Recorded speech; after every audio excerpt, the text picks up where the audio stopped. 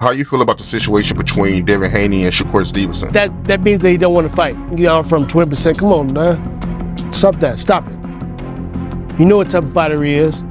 That's what you do when you don't want to fight. Now the rumors was coming out today. They saying they trying to get Shakur and Devin maybe. It's so much rumors. Like nobody don't really know what's going on. You don't feel like that's a duck if he go take Devin? Anybody outside of Devin and Tank, then everybody know he ducking. Then he king ding-a-ling. Get the boy. Woo! You about to make me go crazy. You not that good, bro. You not.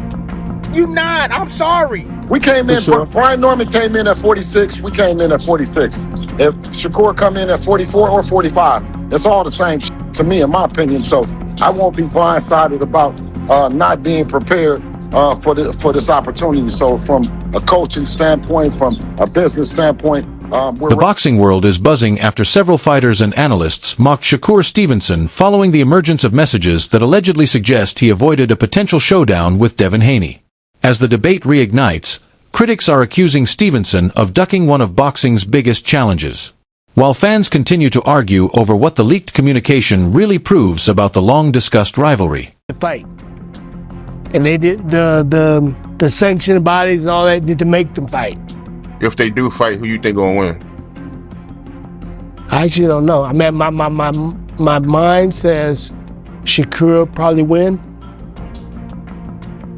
But then I see the great work that he did with Loma, or that he fight with Loma, and overcome a lot of different obstacles in that fight. It could be hard for Shakur. Sugar Shakur, right? Sugar Shakur Stevenson. As they call it. It'd be hard for him for the long range, the height, how big he is, stuff like that. And then what makes me think even more is when Shakur say spar with Crawford, and he had lots of problems with Crawford. Even though Crawford wasn't punching him hard or whatever, but you know what he had problems with? He had problems with the long arms and the height of Crawford. So he couldn't counterpunch like he wanted to. Or Crawford probably wouldn't hit him hard, but it's different. It's a different, you know, he's longer and stuff. It's harder. So that could be a problem for Shakur that will. Benji posted a recent update amplifying claims around the long-discussed Shakur Stevenson versus Devin Haney matchup, suggesting the fight is once again being delayed as he tweeted breaking purse Sean Zittel.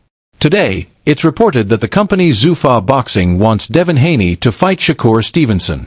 To everyone's surprise, it's Shakur Stevenson stopping the fight from happening again.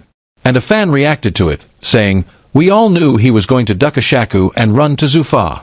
Did all that pump faking knowing the fight wasn't happening. He's going to duck Devin, too, by trying to enforce a rehydration clause. Just watch." Another added, "Dana White isn't going to provide a safe haven for fake tough guys who duck real competition. The party is over for Shakur and Keshin." After his latest victory, Devin Haney made it clear that he wants the biggest names in the division, publicly calling out Shakur Stevenson as he describes it as the next biggest fight in boxing, and took to social media to challenge his longtime rival directly. While many fans were excited by the possibility of the matchup, critics quickly pointed out that Stevenson has yet to fully commit to the fight despite years of back and forth between the two camps. This has fueled growing accusations that Stevenson is avoiding Haney, especially as Haney continues to push for the showdowns in public. Boxing fans and analysts argue that Haney has consistently shown a willingness to face elite competition, while Stevenson's reluctance to finalize a deal has only added more questions. Confirms what I've been saying. 3-division world champion, former undisputed lightweight, former WBC junior welterweight, and reigning WBO welterweight world champion, first ballot Hall of Famer once he retires, superstar boxer, top 5 pound-for-pound best fighters in the world, Devin the Dream Haney, 33 wins, no loss and no draw, 15 wins by way of knockout. He calls out another first ballot Hall of Famer of his era.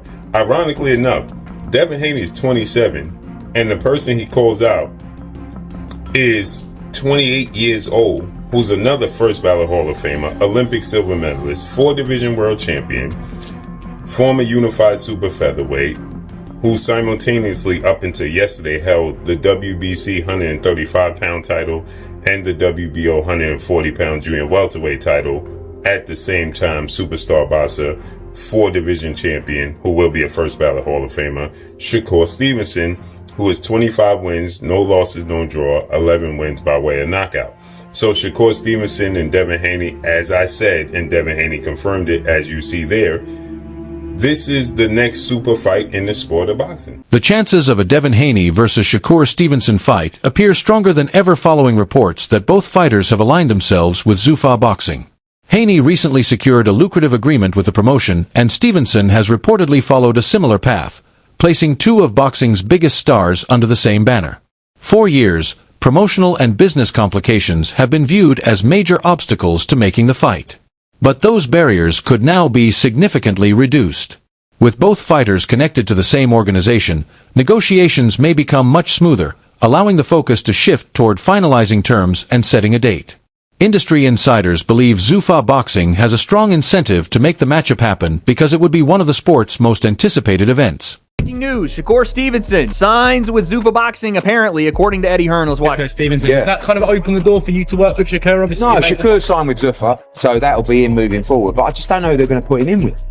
Because you see, Zuffa are paying, like, as a business, they're paying these guys 5 times more than anybody else can pay them.